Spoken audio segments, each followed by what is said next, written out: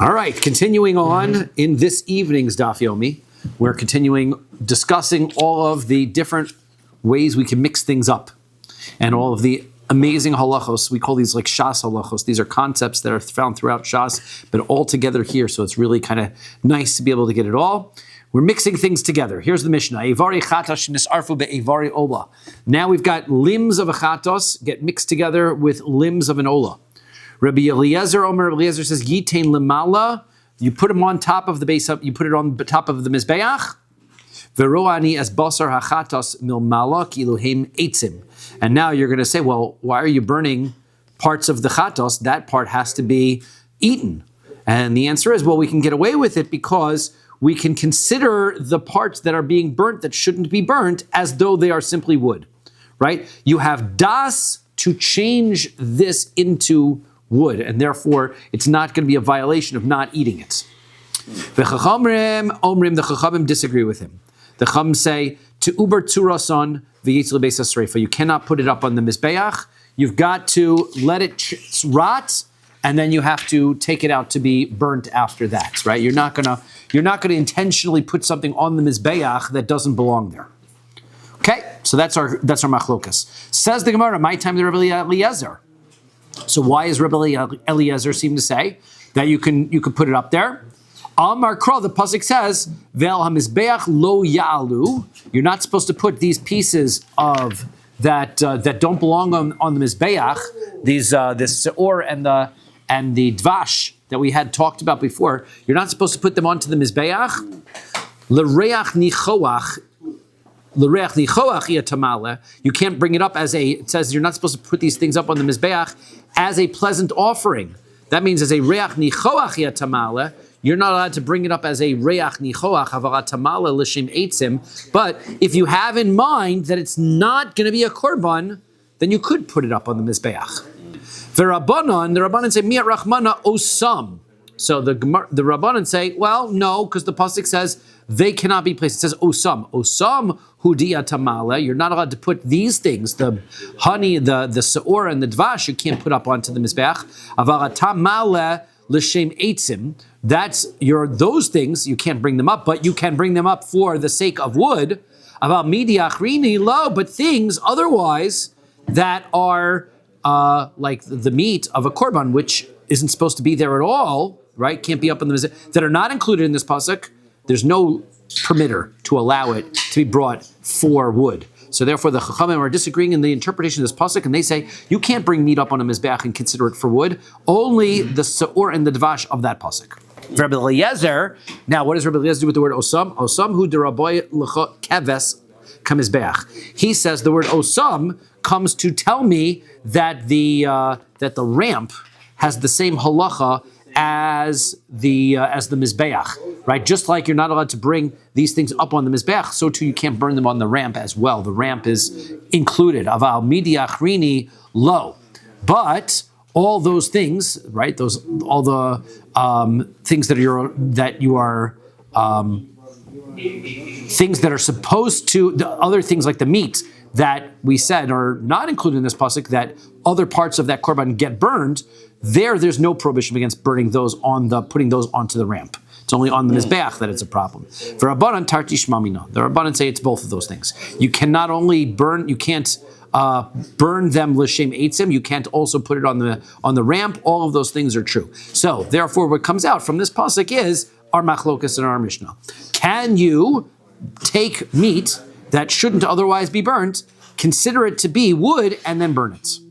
And that would save our chatos. But the answer to the Chum say is no, and Rabbi Eliezer says yes. Masnisin deloki haitana. Also, our Mishnah doesn't follow the following viewpoint, the following Tana. The Tanya we learn in a Brisa. Amar Rabbi Yehuda. Rabbi Yehuda says, Lo nechleku Rabbi Eliezer v'chachamim al evari chatos shenis arvu be'evari ola.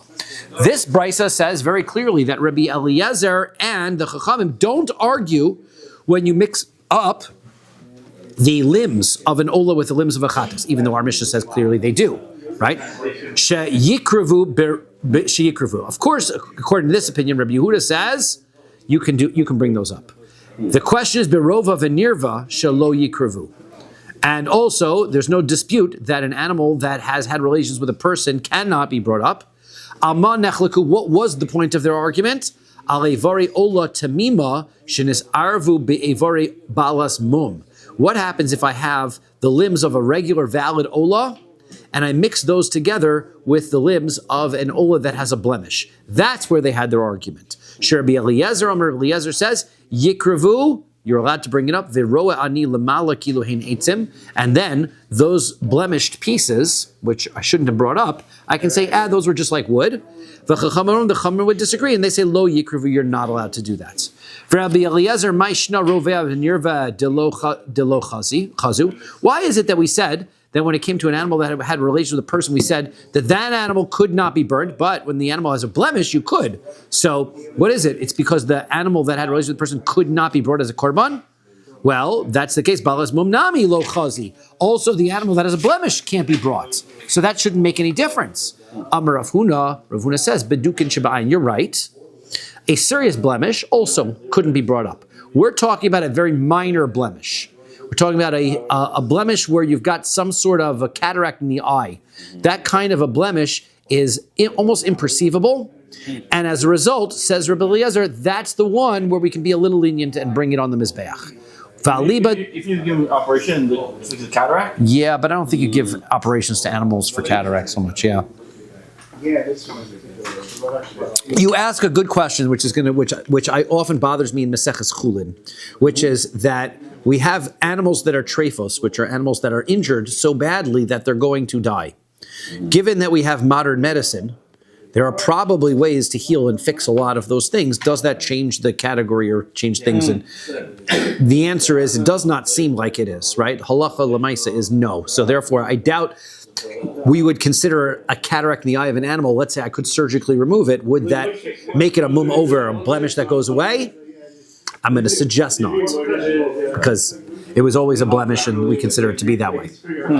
Now, it's according to Rabbi Akiva, Amar im alu lo yardu, he's of the opinion that these minor blemishes, the animal can obtain some level of sanctity, even if it's brought on the Mizbeach, it's valid enough. Amar damar Rabbi Akiva di avad lechatchila mi amar. 1 second, Rabbi Akiva doesn't say that you're allowed to bring this animal with the minor blemish on the Mizbeach. He just says that if you did, the Mizbeach says you can leave it up there. That's what Rabbi Eliezer is talking about, is bringing it up in the first place. That he wouldn't agree with. Amar Rav Papa, so Rav Papa says, Hacham Mayaskinan, you're right, what are we dealing with here? Kigon Sha'alu al Gabe Keves. What happened is, we brought it up onto the ramp, right? Now Rabbi Akiva says, it's on the ramp already, so now that's considered to be as though it's on the Mizbeach, you can bring it up the rest of the way. Ihachi, if that's true, Afilu Be'inaihu. So he says, well, if that's the case, then why'd you have to mix it up with anything? Rabbi Akiva would say, once you take this animal with a minor blemish, you put it on the ramp, you may as well go up all the way. It doesn't matter. You don't have to, it's not because it's mixed up, it's because he thinks that that's okay. Ella, Tamid Rabbi Eliezer, the reason why Rabbi Eliezer says this is Miyat Rachmana mum, right? It says, the pasuk says, mum bum, which is... Mum bum? Yeah, mum bum lo yiratzu. Pasuk is ki mashchasam bahem mum bum lo yiratzu lachem, because their destructive, whatever their corruption is upon them. Their mum is in it. They will not be desired. So that means hu de lo yiratzu. It's only when they are by themselves then you can't bring these blemishes up. But al yedei taruvos, once these animals that are minorly blemished have some are mixed in yeratzu, then they could be brought up even lecharchila. That's where Rabbi Eliezer went to the pasuk. Rabbanan says mum bam hu de the ratzu ha avar mumam yeratzu. They say no. You know what the pasuk means? It means that if these animals were blemished when they were offered, then they can't be brought as a korban. However, if their blemish went away, right? Because we would normally think we have a principle of holol v'nidcha yidcha. Once an animal was invalid, then it remains invalid forever. That's not true with a mum over. A mum over is, even though it becomes blemished for a period of time, if it heals, it's okay. So that's what's learned from this pasuk. So, but it doesn't tell me that if I mix together an animal that is currently a balmum, I can bring it up. For Rabbi Eliezer, mi bum bahem. Rabbi Eliezer says, no, I learned both of those things. The pasuk says bum, and then later on it says bahem. So therefore, I'm going to learn it from both. I'm going to learn both of those laws. For Rabbanan bum bahem lo darshin. The Rabbanan say we don't learn anything from bum and bahem. We only say that the one thing, and therefore the Rabbanan say that you are not allowed to bring an animal that has a mum, but you can bring an animal that's not a mum. And Rabbi Eliezer learns two rules. One, that an animal that has a mum can't be brought, but once the mum leaves, it can be brought, like the chum. And then they add on that if you take an animal with a mum, it can't be brought on the mizbeach. But if it's mixed in with other animals, then even lechatchila can be brought on the mizbeach. How would they know the difference? When it's mixed up, Yeah. well, you have more animal pieces than you should. Right? When you have 8 legs here, you know that you've mixed it up with something. Right? That's Ihachi. So if that's true, if that's your point, then roa, what do you mean that we're going to pretend like it's wood? Harachmana achsharei. Right? The Rabbanan said, the Torah says it's permissible. Torah says, go ahead, it's mixed up, go ahead, bring it on. Why do you have to pretend like it's wood then? So the answer is lidivreihem kamar. We're saying, according to you, Chachamim, it should still be able to be brought, right? According to me, the Torah says it's fine. According to you, it's still not that big a problem because you could pretend it's wood and then it's not an issue, right? Lididi, according to me, Rachmana Achshre, according to me, the Torah says it's fine. Lidid Chubit, according to you, Odulimi, you should agree with me, Miha, however, that basar balas mum ke'etzim dami, that the flesh, the meat of this animal, which is a mum, could just be treated like wood and burn it. Midi dehava abasar chatos, right? So, and so therefore, just like we did when it came to the chatos meat, he also said you can the chatos and all that got mixed together. He also said you could do that. For Rabbanan, hacham meisi hasam lo meisi. The chum say no, time out. Two different cases. When you mix an ola and a chatos together, that's true. You could because they're two kosher korbanos. There's nothing disgraceful about it. You're right. It shouldn't be burned up here on the mizbeach, but there's nothing disgraceful about it. This is a balmum. This is a blemished animal. It is a disgrace to the mizbeach. Therefore, even if it is brought up, it should not be. Should not be burned. You cannot just burn it. So that's the next Mishnah. Now, Evarim be'evarim bali mumin. Let's say you have an animal that is a regular animal, one animal that is a bal mumin. You mix the limbs up. Rabbi Eliezer says, Im karav rosh echad mehan. Rabbi Eliezer's shita is, if you take the head of one of them, you've got 2 heads here. One is or 5 heads. You've got one that's kosher. The other ones are, you got one that's not kosher, and the other ones are. So if you've already done one, and then somebody says, "Hey, Cohen, stop throwing those on. One of those is puzzle." Well, he's already burned one. So then imkarv rosh echad mehem yikruvu kol haroshin. Then he can burn the rest of the heads too, because he is of the opinion that we presume that the first one that you burnt is the invalid one, and all the ones that are left are okay. Kraim shalachad burns the legs of one of them. Yikruvu kol kraim. You can burn all the rest of the legs. The Chacham said, no. Afilu karvu kulam chutz meyachad. Even if you burned all of them except for one, so yatzel lebeis tzreif, it's got to go get burnt. Okay, you have to presume that the last one could possibly be that one. Says the Gemara. We had this before. I'm Rabbi Elazar. It says lo hichshir Rabbi Elazar elo shnaim shnaim. It has to be 2 by 2, right? Because again, we needed the suffix feika. We needed first of all to say one of these is kosher. It can't be both of them. And even it might not even be either of them because it could be the one we already burnt. But bringing one at a time, you can't do that. So makes it for Rabbi Yirmiyah. What do you mean you can't do one by one? Rabbi Yirmiyah says, even if only one's left, it gets burnt, which means that Rabbi Eliezer says one left is not burnt. But how come? You need 2. So Amar Lo, he says, Rabbi Yirmiyah bar Tachlifa. Rabbi Yirmiyah Tachlifa explains, Asbro Loch. I'll explain it to you. My echad, what does it mean by one? Zug echad, 1 pair. It doesn't mean one, it means 1 pair. Mishnah. I believe I have to change Gemaras. Gemara intermission. 2-second intermission.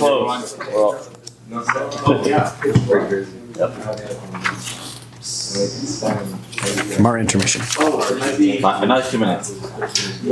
Damshin is arev b'mayim, right? If you've got blood that mixes together with water now. Okay, so now, im yesh bo maris dam, if the liquid still looks like blood, still has the color of blood, so then it's kosher. Still okay. Nis arev b'yayin now mixes with wine. Now, wine is the same color as blood. How are you going to be able to tell? So the answer is ro'en oso kilu humayim. Yeah, I don't think so. Rowan also kiluhu mayim. What we do is we say, how much wine is in there? If that wine would have been water, would it still be looking like blood? So therefore, we're going to evaluate it based on a clear liquid. Nis'ariv bedam behema o bedam hachaya. Let's say this blood from the korban mixes together with blood of another kosher animal, a behema or a chaya. So then, roin oso kiluhu mayim. We're going to do the same thing. We have to look at it as though it's water. But Rabbi Yehuda disagrees. Rabbi Yehuda has the famous shita, we've said it before. He holds min b'mino eno batal. Two things of the same type are never nullified. Therefore, Rabbi Yehuda Omer, ein dam mevatel dam. Blood doesn't nullify blood. It could be any amounts. As long as you've got a little bit of kosher blood in there, you can go ahead and sprinkle it. That's why Rabbi Yehuda had that famous line where he said, by the Korban Pesach, you scoop up a cup of blood from the floor and throw it on the Mizbeach, and that takes care of everybody's Korban Pesach. We say, well, isn't it mixed up with everything else? The answer is, he doesn't care, right? Doesn't matter how the mixture is. Nis'ariv bedam psulin. Let's say the kosher blood of the korban mixes together with invalid korban blood. Yishafech le'ama. Then you should pour it into the drain. They had a drain area, not the drain at the bottom of the soda of the mizbeach, but they had a what do you call it? Canal. The canal, thank you. That's what it was like. A little tract of water, a little trench of water that would go through, and they would dump things in there that would send it out. Okay? Now, bedama tamtis. Now let's say the blood of the animal, the blood of the korban, mixes together with dam tamtis. Remember that we had two types of blood that come out when you do shchita. The first type that splurts out, that's the dama nefesh. That's the blood you have to throw on the mizbeach. After a little bit comes the rest of the blood that starts just coming out. That's dam tamtis. That blood you shouldn't throw on the mizbeach. Okay? So now let's say you've got this mixture of dam that's for the dam nefesh and dam tamtis. So the answer is yishafich la'ama. You got to pour that out. Rabbi Eliezer machshir. Rabbi Eliezer says that's okay. It's fine. It's kosher. It's kosher with the blood that is mixed together. Imlo nimlach v'nosan kosher. And the Chum are saying that if the guy didn't ask, the Kohen didn't ask, and he did it, so in practice it is kosher. Right? Yeah, how do you differentiate that blood? That is a great question, and I heard somebody else trying to ask that question, like at what point, how much dam nefesh, dam tamtis is. So the official definition is if it's not shooting out and it's just running out, still, considering a little bit of it gets in there and it's going to ruin it. It's a fine edge. So I was listening to somebody else's shiur on this, and his comment was that he believes that he quoted, I can't remember who he quoted, that if a little bit of dam tamtis gets into your regular dam, it's not an issue. The Gemara must be talking about a circumstance where you caught the blood in two separate utensils. First, you caught the blood with the regular blood, dam and nefesh. Then, after that was done, you got another cup and you started catching the rest of the blood. Now you've got two containers, and it's clear one is which. Now a bit of the dam tamtis that you collected now spills in. Now that's a mixture. Dam tamtis, which is the one that's squirting? No, the dam nefesh is the one that's squirting. The dam tamtis is the remaining blood. Right? Right at the end. We had talked about dam nefesh, dam tamtis in the context of the prohibition of eating blood, right? Whether dam tamtis was an issue of eating blood at all, because it's not the same kind of blood that is the prohibition. It's not dam nefesh. It's like your duty to follow through with it. Says the Gemara. Amar Reb Chia bar Abba. Reb Chia bar Abba says, Amar Reb Yochanan, Lo shanu ela shenaflu mayim litoch dam. The Mishnah's first case is where blood and water mix together. We said it has to have the look of blood. He qualifies. He says that's only if you have water dripping into the blood. Why is that? Because water drips in the blood, it's diluting the blood. But it's still blood because it still has the same color. Aval nafal dam l'toch mayim. But if the blood drips into the water, so then rishon batel. When the first drop falls in, and now it doesn't change the color of the water, that blood's gone. The second drop falls in, that drop's gone. Each subsequent drop that drops in is now nullified. At some point, you're going to have enough blood to change the color, but it doesn't matter because once the blood that's in the water is not valid, ho'ol v'nidcha yidcha, it can't become validated again. So therefore, If you're nullifying the bits of blood as it goes into the water, that blood is now water, even if it's so just basically water with red food coloring in it. It's not blood, so you cannot consider it. Even if you've changed the color of it to blood now, it's still not blood. If the water drips into the... If the water drips into the blood, you're good. If the blood drips into the water, that's not good. Right? Okay, good. Makes sense? Did you just say the water drips in the blood? The water drips in the blood. It's good. If the blood drips in the blood. I feel like I'm in a Danny Kaye movie right now. Okay. Okay. That's it. You can look it up at home, everybody. All right, Google anyway. Google it. It's worth a watch. There's nothing inappropriate. Well, not much inappropriate in it. Amar Rav Papa. Rav Papa says, Ule inyan kisui eino kain. Now, that's not the case when it comes to the mitzvah of kisui hadam. Kisui hadam is when I do shechita on a bird or a chaya, and the blood goes on the ground, I have to take some dirt and I have to cover it. Let's say there's water, big puddle of water, and I shech the animal and the blood goes into the water. Now, once there's enough blood, it looks red. That I can do kisui hadam on. Why is it different? The answer is she'ein dichoy b'mitzvos, because the whole shenidche yidche rule is a korban. Remember, that's why everybody's scared of kodshim, is because these rules are different by kodshim to other mitzvos. When it comes to kodshim, when the first drop of blood fill in, it's no longer blood; it's now water. I can never turn it back into blood, but that's not the case by mitzvos. When it comes to mitzvos, it's not blood right now because it's nullified. But pour enough blood in, and it becomes blood. The blood reawakens, and now there's plenty of blood here. And so therefore, it is now going to be a mitzvah of kisui hadam, and I can go ahead and cover it. Okay. Amar Reish Lakish. Reish Lakish says, "Hapigul v'hanoser v'hatame." Interesting case.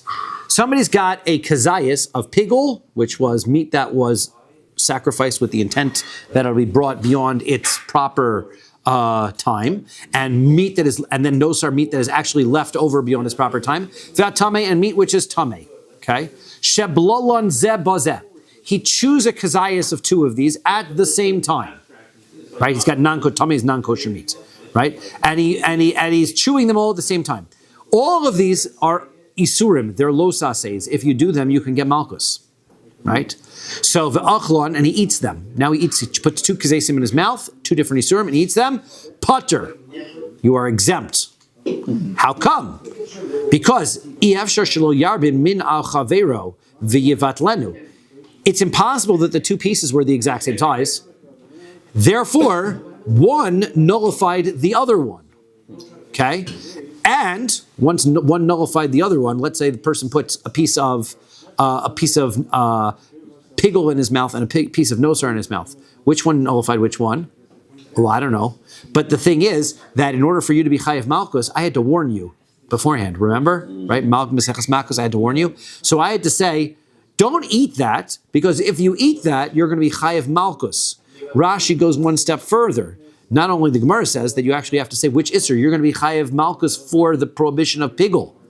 And then not only that, but Rashi in other places says one step further. You actually have to say what pasuk it is. Right? The pasuk says, don't eat this, right? So now, which Avera did I tell you about? Well, I can't be sure, even if I told you about both of them, that we call hasras safek. It's a doubtful warning. And in Maseches Malchus, we learned that a doubtful warning is not valid. I don't know which Isser you're going to violate. So when I warn you on the Isser, I say, don't eat that, it's pigul, you're going to get Malchus. Yeah, but I have no idea whether you're eating pigul. Well, don't eat that other one because you're going to get Malchus for nosar. Well, I have no idea whether you're eating nosar because one is going to nullify the other one. Since I have no idea if you're going to violate, then my warnings are invalid. Therefore, you are not liable for lashes. Shmamina tlos. We're going to learn three things from that interesting case. Shmamina, one thing, isurin mevatlin zeseh. Number one, this opinion holds that prohibitions can nullify one another. Now, as normally we think of something that is permitted and something that's prohibited gets mixed together, and we want to know if the permitted object is nullified by the permitted. This actually tells me is that there's that something that's prohibited can nullify another prohibition. That if I have enough pigul meat and I mix in a little bit of nosar meat, that I'm not liable for both of them because one is nullifying the other one. Shma mina, second thing to learn, nosein tam barov lav de oraisa. The idea that something imparts flavor in the majority is not a Torah command. He says that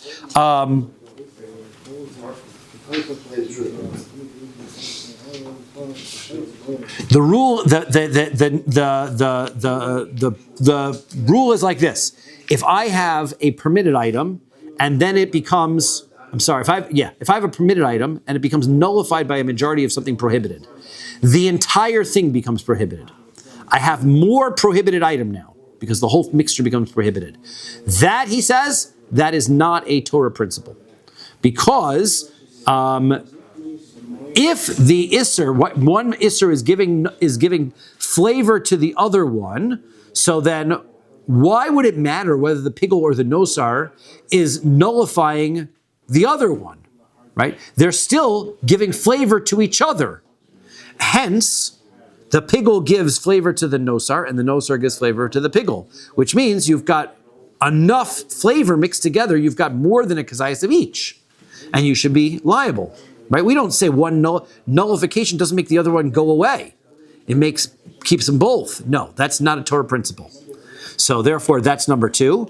And Shema Mina, number 3, Hasra Safek Lo Shma Hasra. That if I have a warning and I don't know for sure you're doing that Aveira, that warning is worthless in order to get Malchus. Meisif Rava. Rava asked the following question. Asa Isa min chitin umin orez. Let's say he takes some dough and he makes some dough with rice and he makes a dough with wheat. Okay. Im yesh ba now he's got im yesh ba tam dogon. If the dough tastes like wheat, so then chayeves bechala. Your obligation. You're only obligated to challah from dough that you make out of the 5 grains. How can you taste dough if dough is poisonous? It's not poisonous. It doesn't say it's poisonous. It just means that it just says you have dough, right? You're making dough. You made it with rice or you made it with wheat. Question is, do you have to take challah from it? The answer is, what does it taste like? Right? If it tastes wheat and rice, right? Like both of them. Yeah, right, correct. Okay. Yeah. It's got some wheat, it's got some rice in it. Okay? So if it tastes like wheat, it's chayav in challah, the afagav deruba ores, even though the majority is the rice, because the taste of the flour is going to make it significant. So the answer, so there you see that the taste makes the entire thing into that entity. So you just showed me by the pigul and the nosar that the taste doesn't spread. Well, this seems to clearly indicate the taste does spread. The taste of the wheat is spreading through the rest of the dough, and now I'm obligated in challah. I'm just wondering, it might be too tangential, but are you meant to sample the dough in order to figure out? Yes.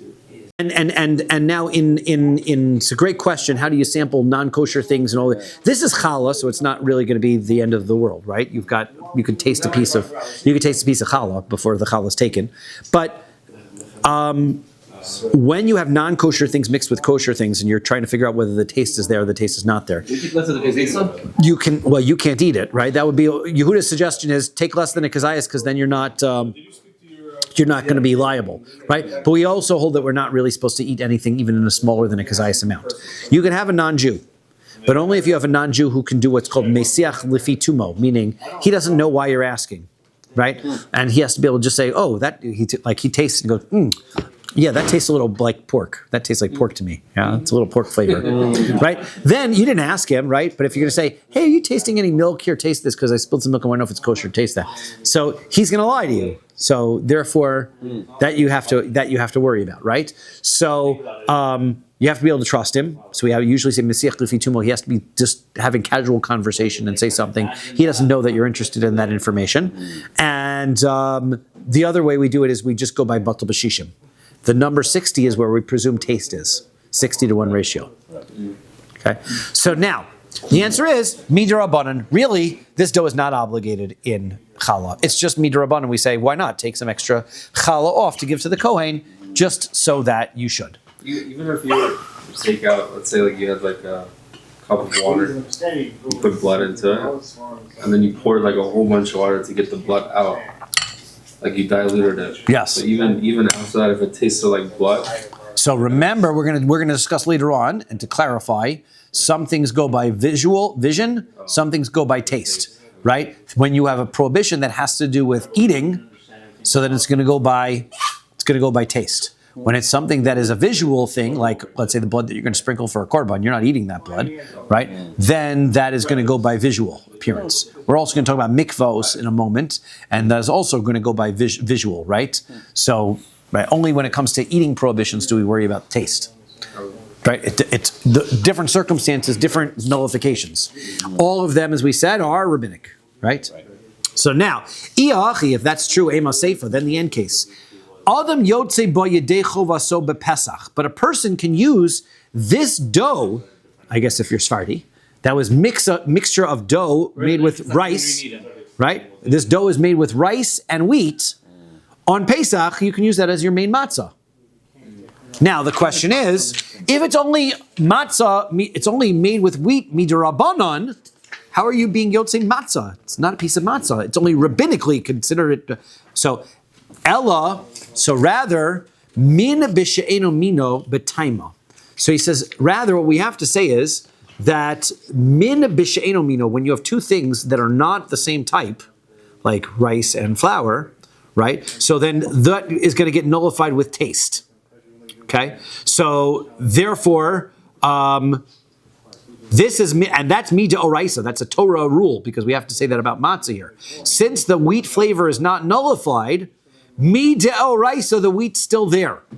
And therefore you have to take challah from it, and you can eat it for matzah. Okay? That's what he's saying. Now, min bemino, but if it's the same type, so then beruba, then it's the majority, right? Not like Rabbi Yehuda, who holds that min bemino is not batal at all. Min bemino, it's a simple majority. Then nishar min bemino ke min b'she'eno mino. So, The spiritual one, yeah. Like the specific level he's talking about?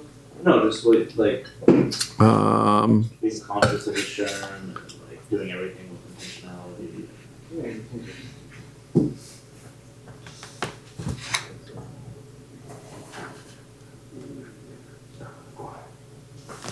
So how are you supposed to?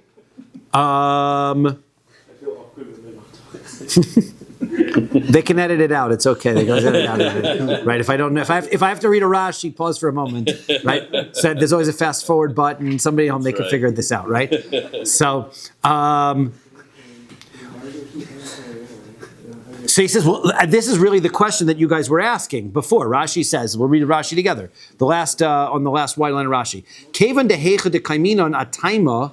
Since we're worried about whether its flavor is going to nullify it or not, kol kama de yohiv tama lobatel. If it gives flavor, it's not nullified. Ki leka lemekam nami amay mizal zalinon bi'isure lemaher ulevatlon berov. So therefore, when you're not here to establish it, why are we going to, when it comes to prohibitions, to nullify it in the majority? Nema, why don't we say Roin ilu haya min v'she'eno mino hayesh bo heker taima hashanami lo nivtol ad deraba alav kol kach kashir bitol shamin v'she'eno mino. Why don't we say Roin? Right. So that's the point. Why don't we establish if midirabanan we want to be strict on this? Why don't we say, when it comes to min bimino, instead of using a majority, let's say, what would be the volume that you would need in order to nullify the taste? And that should be rabbinically how much nullification that you should need, even in a case of min bimino. We said when it comes to the flour and the rice, they're different ones, so it's not nullified until the taste. So let's say you had flour, and you had one that was truma and one that wasn't. We should take a look at it and say, how much flour would you need how much rice would you need in order to nullify this flour? That's how much non-truma we should need in order to nullify this truma. That's what they're suggesting. So, ditznan. So we learned in a Mishnah, nisariv b'yayin, right? This is our Mishnah that says, if you mix the blood together with wine, and now you can't use the technique of water and wine to be able to water and blood in order to know whether it's nullified, right? Because I guess we're comparing it to min b'mino because it's the same color, right? Color to color. So if it's a matter of look and the color's the same, so then what? It should be a simple rove, but that's not what the Mishnah says. It's not a simple rove. What do? Ro'en oso kiluhu mayim. We imagine as though the wine would be water, and we try to figure out how much wine would we need to nullify this blood, right? My love ro'en oso liyayin kiluhu mayim. Are we not saying you need to be able to pretend how much water this would? What would be if this wine were water? How much water would you need to nullify this blood? Therefore, that's how much wine we would need. Right? Lo. So therefore, why don't we say the same thing by min b'mino and say, let's take a look and pretend it's something that isn't the same taste and see how much we would need to nullify it. So the answer is lo. That's not what it means. Ro'en oso l'dam kiluhu mayim.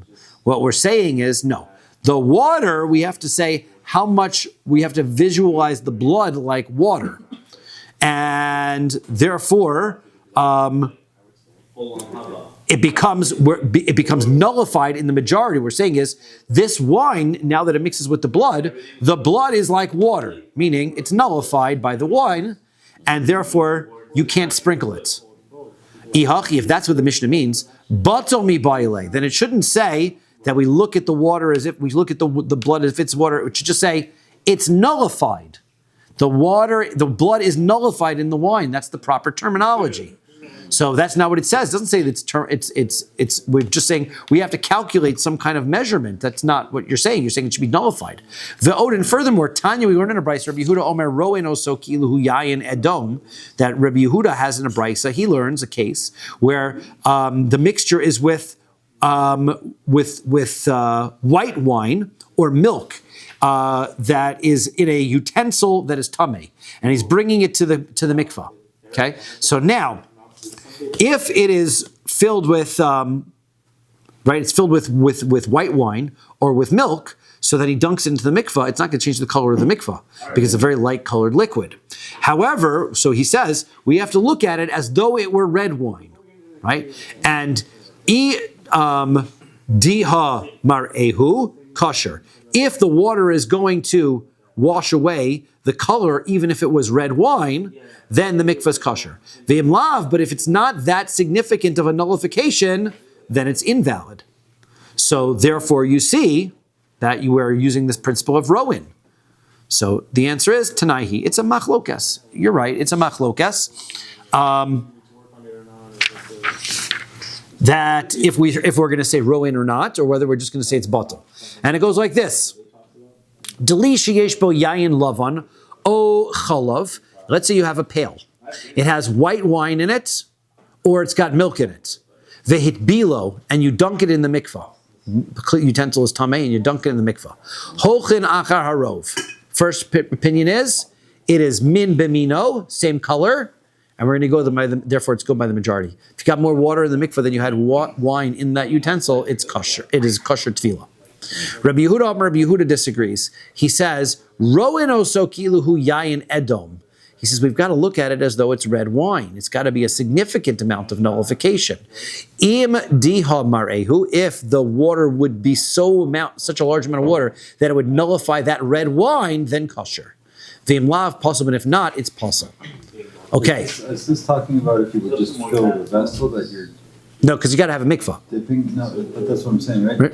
So I'm picturing like you have a bucket that's 1 liter, and when we're saying rove here... You've got your mikvah. It's 40 saw of water, right?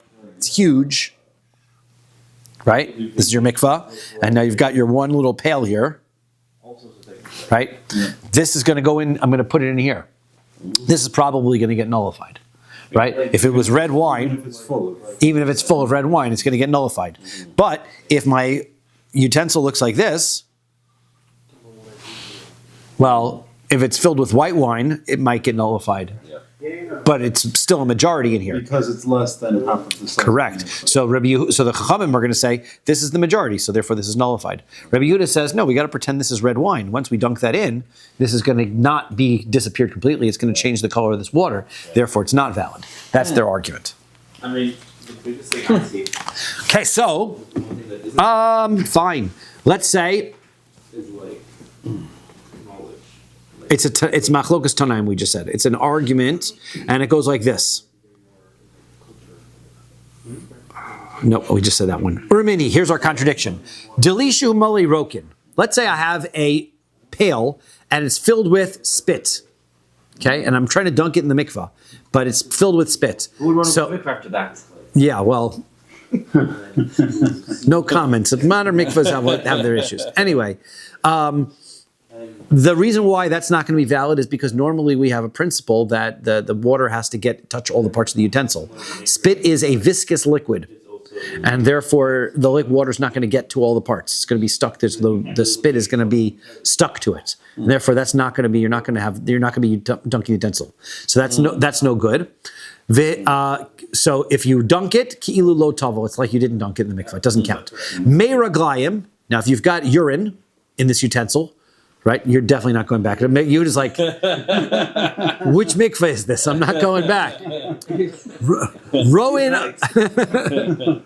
osan ki'ilu hemayim. Then we look at it as though it's water, right? Because that's a liquid and it can be nullified, and that's fine. Mole mechatos. So let's say it is filled with water from the ashes of a paraduma. So now, ad sheyirbu amayim al mechatos. So you have to have enough water to nullify the mechatos. So, man shmos le deisle roin. Who is this opinion that says we have this rule of roin? So that is, right, where's this opinion? We had learned before that we had a shita, an argument, but the Chum just said simple majority. Rabbi Yehuda said, no, Rowan, we need to be able to see as though it's completely nullified. So whose opinion is this? That's Rabbi Yehuda's opinion. So that means this is Rabbi Yehuda's opinion. Ktani desagi le beruba, and yet, even though he holds that way, he holds that a simple majority, right, this water just needs a simple majority over the ashes of the paraduma water. Why is a simple majority fine? It should be Rowan. We should be saying Rowan over here. So Amar Abaye. So Abaye says,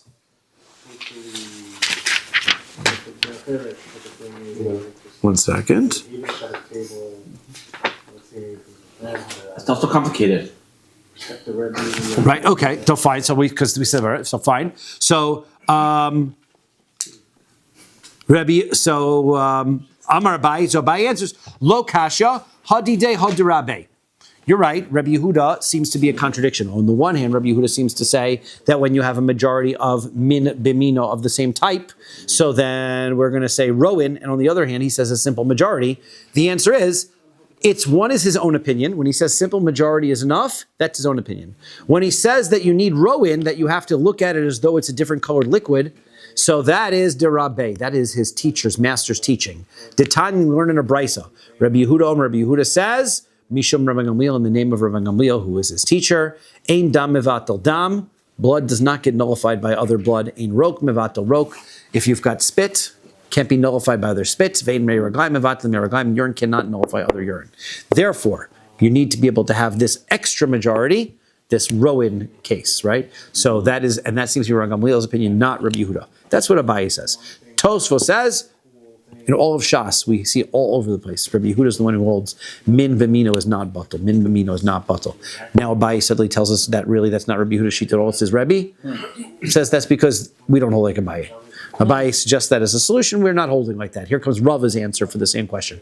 How do you explain why, on the one hand, Rabbi Yehuda says that you need a simple majority, and on the other hand, Rabbi Yehuda says that you need to have enough that you would look at it as though it was wine. It was as though it was wine, and see if it's nullified. He says, Rava says, "Bedli shetocho tahar v'gabo tamei askinan." We're not dealing with a regular standard case of a tamei utensil. We're dealing with a case where you have a utensil that the inside of it was tahor, the outside of it is tamei. How do you get one utensil that the inside is tahor, the outside is tamei? The answer is rabbinically, right? Rabbinically, because the Torah doesn't have such a thing. Something is half tahor, half tamei. But from the Torah's perspective, liquids can't transmit tuma to utensils. The rabbis came along and said, yeah, even if you've got a if you've got a liquid that is a secondary level of tuma, it can transmit tuma over back to its utensil, to a kli rishon. What back in the day, was it even possible to make forbidden fats into liquid and make it something? You could, fats can become liquids, yes, so that could be done. So if I've got something which is, if I've got this rabbinically prohibited item, so then it only needs to be dunked wherever it's tamei. So the inside of this utensil does not need to be dunked, only the outside of the utensil needs to be dunked. So now, demidina sagi lahu bekol dehu. Now, what happens is, this pail is filled with water from the ashes of the paraduma. When you dunk something, when you have your pail, right, and you want to dunk this in the mikvah, I've got to dunk it so far that the water rises all the way up to the very top. And I've got the very top of the utensil, that's also on the outside. Nothing on the inside of the utensil has to get touched. But the very top of the utensil has to get touched. So therefore, I need to have the water of the mikvah overflow the top and go a little bit into the utensil. That's what's going on. The Rabbanan were worried about, really, midina, from the Torah's perspective, sagi luhu bekol dehu. All you really need is a little bit of the mikvah water to go over the top. That would be fine. The Rabbanan who did gazr behu. The Rabbanan said, we are going to force you to dunk the entire thing. Why? Dilma chayis alayu. You might think, hey, you know what? I could save this mayim. I could save this mechatos. I could save this paraduma water. And therefore, be very careful when I dunk it in the mikvah, not to let the top of the utensil get too much water in it and ruin it. And if he does that, he might not get the entire top of the utensil at once, and then he hasn't dunked his utensil at all. Therefore, velo maftil. Therefore, he's not matbil. He's not gonna dunk it, right? So matbile. V'kevan deika rebuya so lo tzarich. So he says now. Therefore, what we do is, since.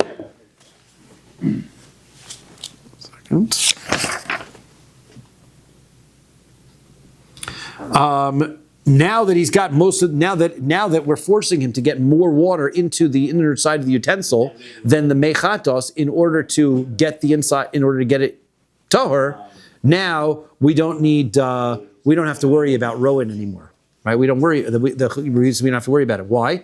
You didn't need. Remember, his whole idea was you need a majority to nullify the liquid. Therefore, we're going to go stringently and we're going to look at it as though it is a different color, right? Here, you don't need to nullify that liquid that's in the utensil. Here, the reason why they're telling you to have a majority of liquid of mikvah water into the utensil is just to force you to make sure that the water goes over the top.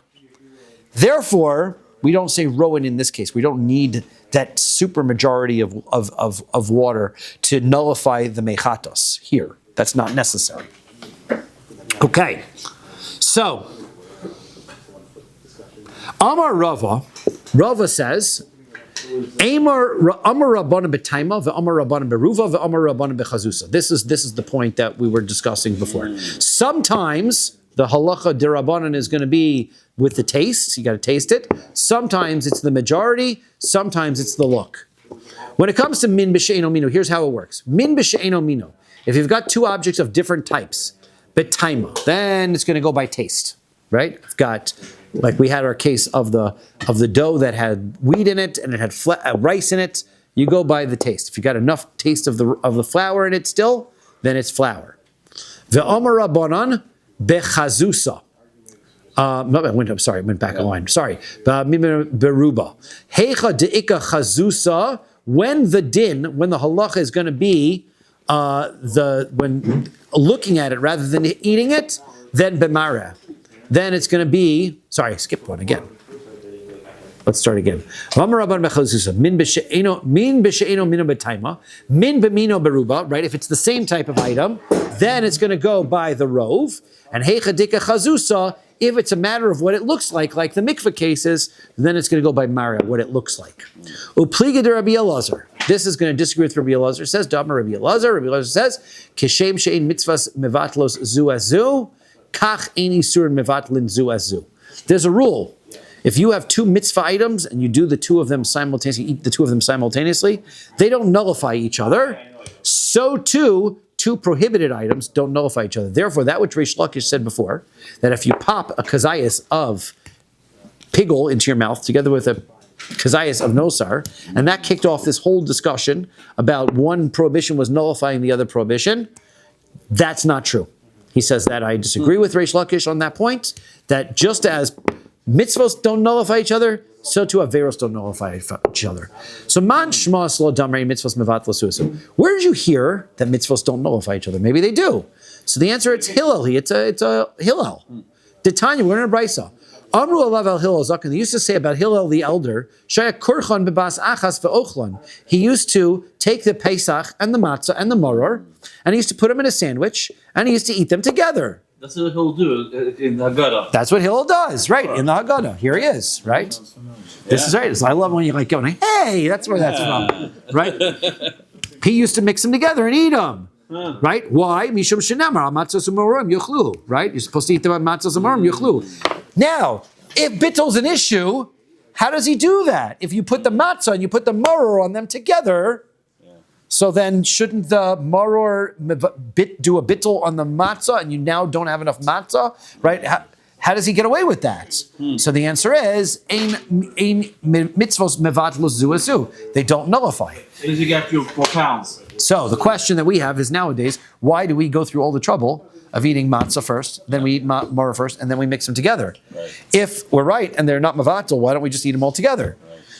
The answer is because we have a problem nowadays. The problem that we have nowadays is that the matzah is midoraisa, is a Torah mitzvah. Maror is only d'Rabbanan. It's not a mitzvah d'oraisa anymore. It's only zecher l'mikdash, right? So therefore, if we're only doing it as a zecher, and because you're only supposed to eat maror with the korban pesach, so then when you take your maror and it nullifies your matzah, it's not mitzvah b'mitzvah anymore. Now it's d'Rabbanan mitzvah and matzah. So therefore, it would nullify it. Therefore, you got to eat your matzah separately from your maror first, and then you can go eat them together. Zecher l'mikdash. But he's done the mitzvah.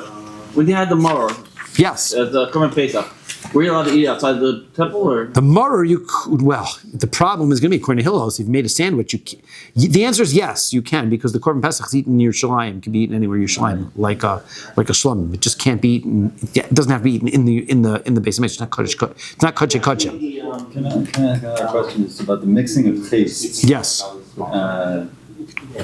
So in this example, like with the korach sandwich. Yes. And even with the mixture of flour and rice, most things are a spectrum, right? Yes. You have some are very strong flavors and things, right? You make a recipe, you're tasting the different pieces of the recipe together. So like, how do you?